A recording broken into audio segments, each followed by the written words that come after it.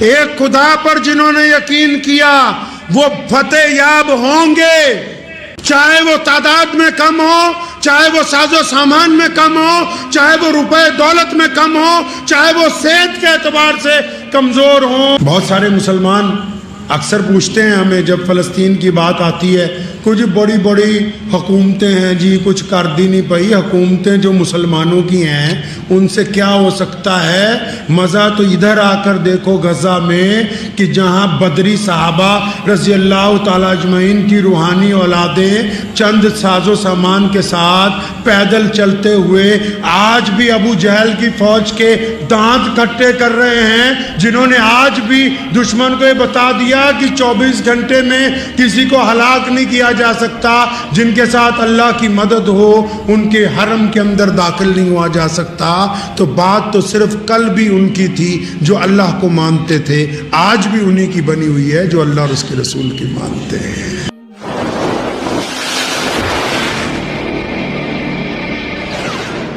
تو ابو جہل کو انہوں نے جو رپورٹ پیش کی وہ آپ کو بتانا چاہتا ہوں۔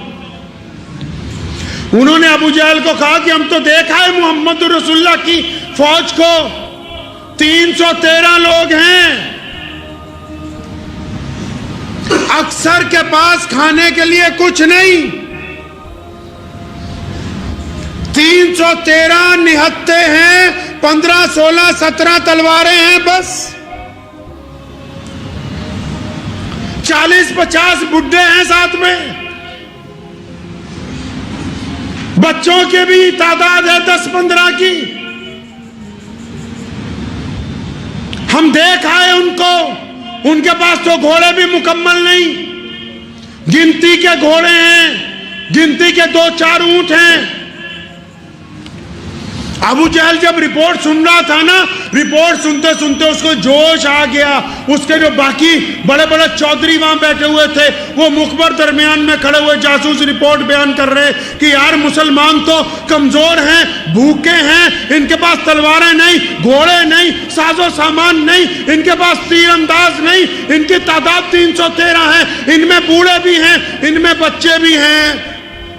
ابو جہل کو اتنا جوش آیا، اٹھ کے کھڑا ہو گیا اور اپنے جاننے والوں کو، اپنے جرنیلوں کو کہنے لگا وہ تیاری کر لو، صبح جنگ نہیں ہوگی، بس ان کو پکڑنا ہے، ان کے ہاتھ پیر باندھنے ہیں اور ان کو اونٹوں پر لادنا ہے اور مکے لے جا کے پھر منڈی میں ان کا قتل کریں گے۔ اس لیے جب ان کے پاس ہے ہی کچھ نہیں، یہ میری طاقتور فوج کا مقابلہ کر ہی نہیں سکتے، تیاری کر لو، رسیاں تیار کرو، ہم صبح کو ان کو باندھیں گے۔ جب ابو جہل نے غرور کے ساتھ، تکبر کے ساتھ یہ بات کہی تو پھر جاسوس دوبارہ بولا، کہنے لگا اے سردار مکہ، تو ہماری بات پوری تو سن لے، ہماری پوری بات ابھی تو نے سنی نہیں، اپنا فیصلہ دیا۔ ابو جہل کہنے لگا اچھا کیا کچھ اور بھی کمیاں باقی ہیں؟ پھر اس جاسوس نے ایک بات کہی، کہنے لگا ہاں تم نے ہماری پوری رپورٹ سنی تو نہیں، وہ 313 ہیں، وہ بھوکے ہیں، تلواریں نہیں ہیں، نیزے نہیں ہیں، تیر انداز نہیں ہیں، گھوڑے کم ہیں، ان کے پاس اونٹ کم ہیں، ان کے پاس ساز و سامان کم ہے، ان کے ساتھ بوڑھے ہیں، ان کے ساتھ بچے ہیں، لیکن ابو جہل ہم ان میں سے جس کو ملے ہیں، جس کو ملے ہیں، بچوں سے ملے، بوڑھوں سے ملے، نوجوانوں سے ملے، سب نے ایک ہی بات کہی ہے، یا تو مر جائیں گے محمد الرسول اللہ کے لیے یا فتح حاصل کریں گے۔ ابو جہل ہمارا تجربہ یہ کہتا ہے کہ جو لوگ مرنے کے لیے اپنے رب رسول کے لیے آئے ہو، دنیا کی کوئی طاقت ان پر فتح حاصل نہیں کر سکتی۔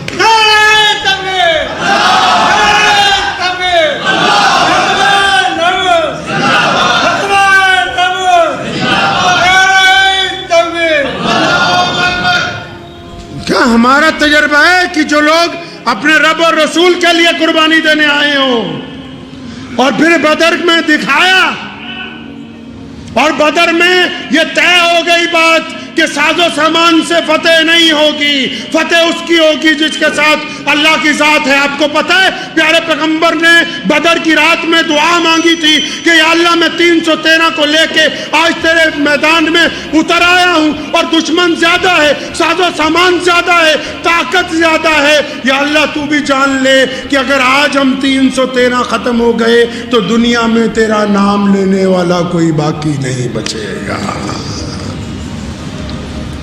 پھر اللہ نے کیا کہا؟ اللہ نے کیا کہا کہ میرے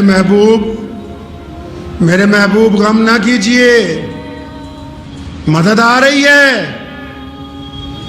مدد آ رہی ہے۔ وہ فرشتے جو ناز و نیاز میں ہی بنے، وہ فرشتے جو صرف جنت کی ہوائیں ہی کھاتے ہیں، وہ فرشتے جن کے جسم روحوں کی طرح ہیں، وہ فرشتے جنہوں نے کبھی گرم بھٹی کو قریب سے نہیں دیکھا، وہ فرشتے جن کا سردار جبریل امین کو بنایا گیا، اللہ نے ان کو حکم دے دیا کہ چلو اب میرے محبوب کے ساتھ اب تم بھی میدان جنگ میں اترو گے، کیونکہ میں نے اپنے محبوب سے وعدہ کر رکھا ہے کہ آپ کو شکست نہیں ہونے دی جائے گی۔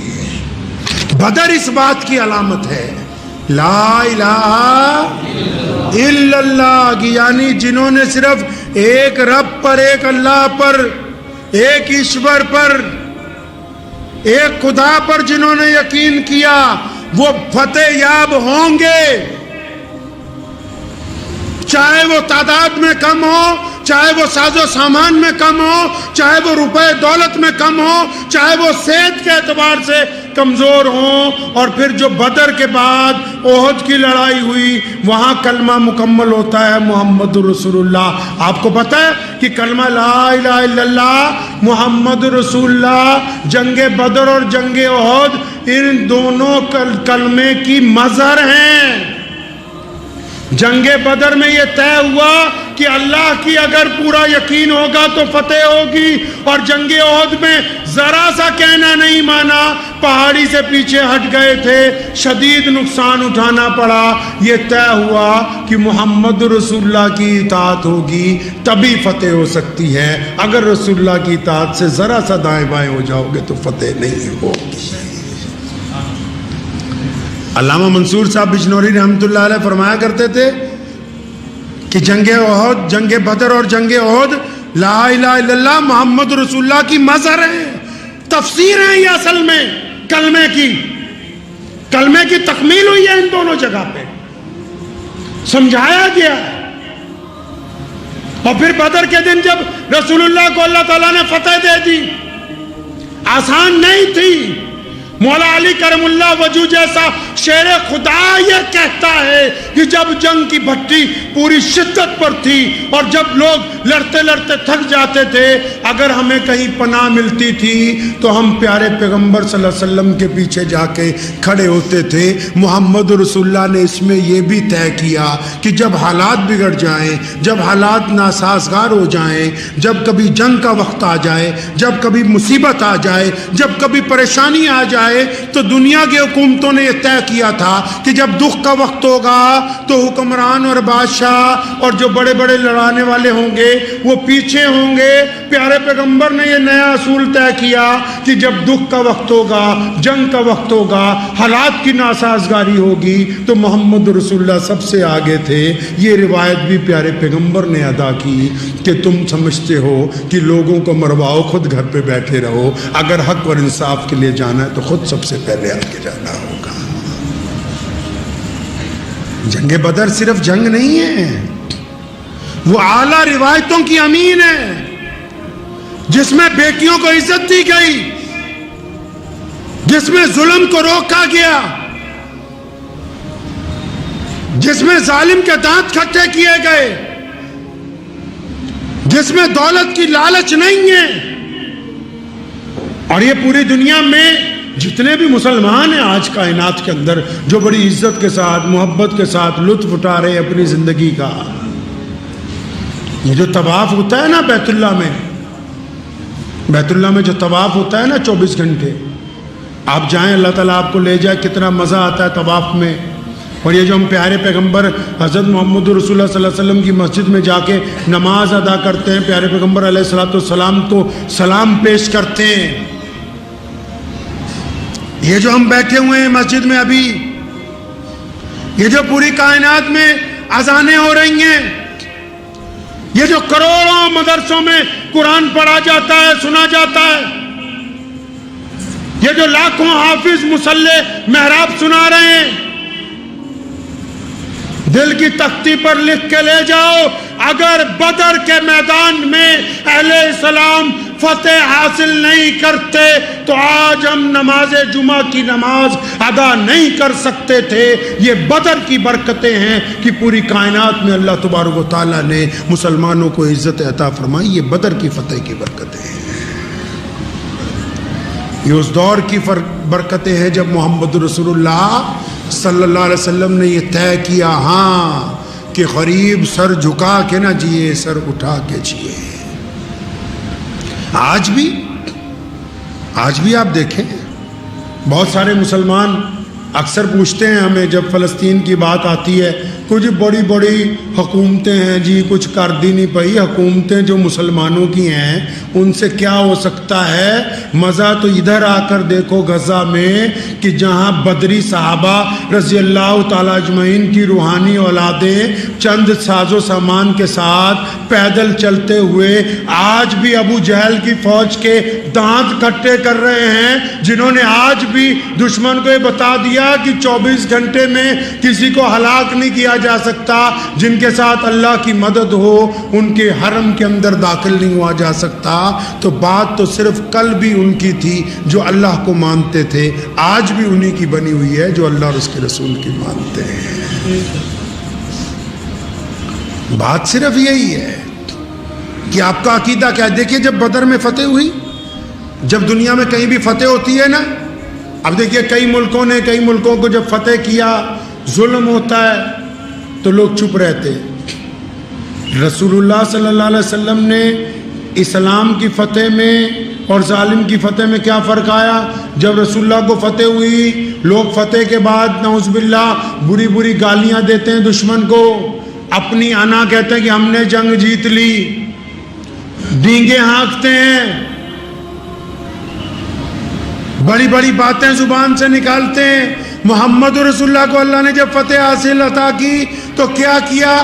اپنے رب کی حضور سجدہ کیا اور تمام صحابہ کو کیا فرمایا؟ فرمایا ہمارے رب نے ہمیں عزت عطا کی ہے، ہمارے رب نے ہمیں فتح عطا فرمائی ہے۔ اگر ہمارا رب نہ چاہتا تو ہم فتح یاب نہیں ہو سکتے تھے۔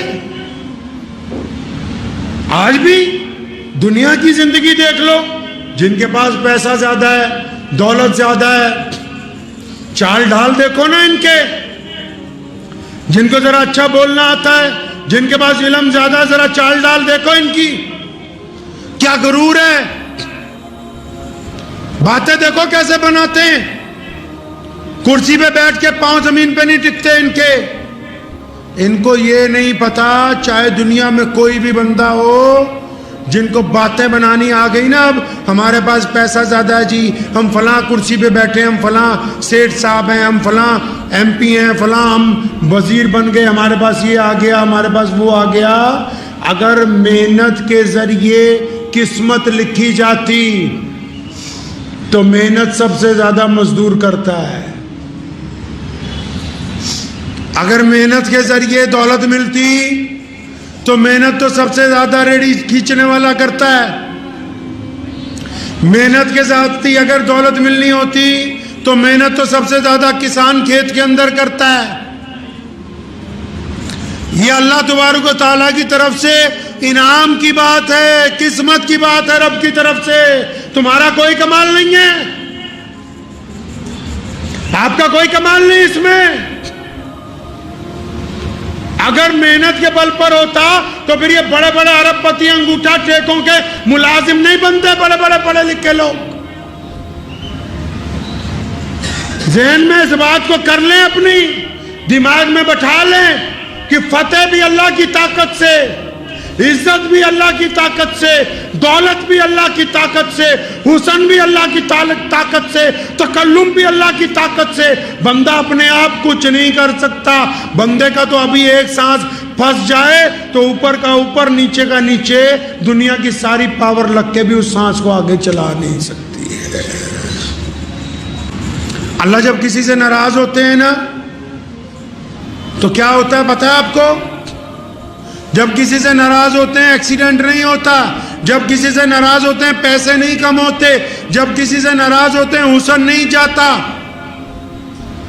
جب کسی سے ناراض ہوتے ہیں تعلیم کی ڈگری نہیں چھینتے، جب کسی سے ناراض ہوتے ہیں فیکٹری بند نہیں ہوتی۔ کیا ہوتا ہے جب اللہ کسی سے ناراض ہو جائیں سب سے سخت عذاب اس بندے کو دیتے ہیں، اس عورت کو دیتے ہیں۔ کیا دیتے ہیں جی؟ سب سے سخت عذاب کیا ہے؟ اللہ جس بندے سے ناراض ہو جائیں اس سے سجدے کی توفیق چھین لیتے ہیں، اور یہ اللہ کا سب سے سخت عذاب ہے کہ سب کچھ ہوتے ہوئے بھی بندہ اپنے رب کے آگے سجدہ نہ کرنے والا۔ تو دعا کیجئے کہ اللہ تبارک و تعالی ہماری آنے والی نسلوں کو میدان بدر کا فلسفہ ہمیشہ یاد رکھنے کی توفیق عطا فرمائے۔ اور آج کل تو فلسطین میں ماشاءاللہ گزشتہ دنوں ہم لوگوں نے مشورہ کیا آپس میں، ہم لوگ ہر سال دعوتیں کرتے تھے بہت ساری مسجد میں، غیر مسلم دوستوں کو بلاتے تھے، افسران کو بلاتے تھے، الگ الگ لوگوں کو دنیا کی زندگی میں، تاکہ جو طریقہ ہے کہ دوسرے لوگوں کے ساتھ بھی رواداری ہو۔ لیکن اس بار جب بھی دعوت کی بات آتی ہے تو فلسطین کے مظلوم بچے یاد آ جاتے ہیں۔ اتنی غیرت تو ہونی چاہیے یار کہ جس قوم کی ایک طرف بچے، بوڑھے، مسجدیں، عمارتیں زمین دوز ہو گئی ہوں، تو ان کو شام کو لقمہ کھاتے ہوئے اتنی شرم بھی باقی نہ رہی ہو کہ ہمارے جسم کا ایک حصہ چھلنی ہو گیا ہے۔ پیارے پیغمبر علیہ السلام نے فرمایا نہیں کلو مسلم اخوا، فرمایا سارے ایمان والے تو آپس میں بھائی بھائی ہیں۔ مجھے تو بہت سارے لوگوں کے فون آئے افطار کی دعوت ہے، ایسے وقت میں افطار کی دعوت ہے جب تمہاری قوم کے بچے ذبح کر دیے گئے ہوں، جب ان کو کھانے کے لیے 2 وقت کی روٹی میسر نہیں ہو۔ میں مانتا ہوں اس بات کو کہ ہم یہاں بیٹھ کے ان کی مدد نہیں کر سکتے، ان کو کچھ بھیج نہیں سکتے، لیکن ہماری غیرت تو کم از کم زندہ رہنی چاہیے۔ اپنی غیرت تو زندہ ہو کہ مر گئی ہے بالکل۔ یہ لقمہ توڑتے ہوئے تو کئی بدبختوں فیس بک پہ چندے مانگ رہے ہیں فلسطین کے لیے۔ بے بدبختوں، کم از کم چندہ مانگتے بھی تمہیں غیرت نہیں آئی؟ اپنی روٹی کیوں نہیں تم نے کاٹ کے ان کو دیتی؟ تم نے اپنی افطاری کیوں نہیں کم کر دی؟ کیوں نہیں یاد آیا تمہیں دسترخوان پر بیٹھتے ہوئے ان مظلوموں کا چہرہ؟ کچھ تو غیرت باقی رکھو مسلمانوں۔ ٹھیک ہے کہ ان کی مدد نہیں کر سکتے، لیکن دل میں ایمان باقی رکھو، غیرت باقی رکھو۔ اگر فلسطین کے شہداء کے درمیان بھی تمہیں دعوتیں سوج رہی ہیں تو ایک دفعہ ضرور بیٹھ کر اپنا ایمان چیک کرو کہ اس میں غیرت باقی ہے یا مر گئی۔ اگر یہ مر گئی ہے تو رب رسول کے نزدیک تم بھی مر گئے ہو، تمہارے جیسے لوگوں کی اللہ اور اس کے رسول کو ضرورت نہیں ہے۔ دعا کیجئے کہ اللہ تبارک و تعالیٰ مجھے بھی اور آپ سب کو بھی اس کے اوپر عمل کی توفیق عطا فرمائے۔